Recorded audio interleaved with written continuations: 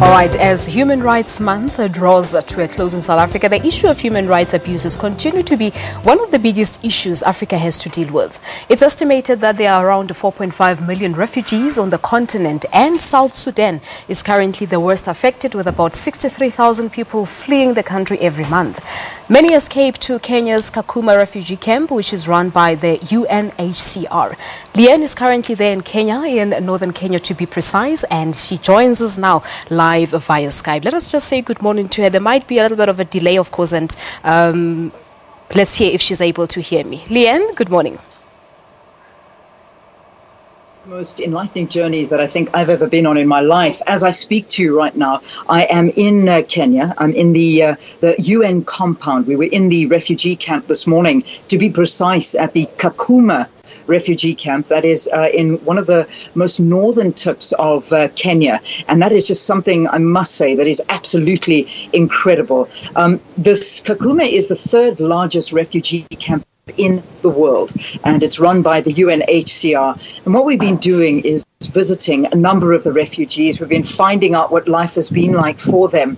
And you find that predominantly many of the people that are living here are from South Sudan. At the moment, it's the South Sudanese that are fleeing from their country and trying to make another home for themselves, whether it be in Kenya or anywhere else. But right now, because it's only a couple of 100 kilometers away from here, that's where they find themselves in Kenya, in this camp. Now, it's just been so enlightening seeing how people who have absolutely nothing have come here to create a life for themselves. Yesterday, the first port of call actually was I teamed up with an American delegation that came through. One of their senators is coming to visit, and we went to a school that's been funded by Angelina Jolie, and it's called the Angelina Jolie boarding school. This is where both refugees and Kenyan young girls, particularly those that are vulnerable, have been sexually molested, abused, and those that have escaped any form of molestation are able to go there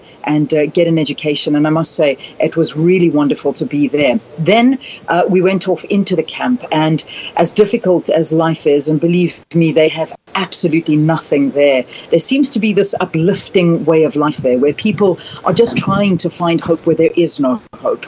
And it's been really an incredible journey. We've been filming the whole way through, met some incredible women, and that is something that hopefully we'll be able to bring to you the entire time that we're here, we're filming and doing it. So when we talk of human rights abuses, I must say this is something that I know as a country, South Africa, we focus on it so much. But one thing we can't forget is that we're part of a bigger continent, and a continent that also needs our help. South Africa doesn't have a refugee camp, and when we look here at different countries, whether it be from Ethiopia, from Somalia, from that's in fact where we were this morning. We were trying to Skype you from the camp, where a Somalian refugee, he's been living in the camp for 14 years. He himself has got 14 children, runs a bakery. He bakes 2,000 loaves of bread a day, and that's how he survives, by selling it to the different camps. So people are doing whatever they can to survive and make their lives better.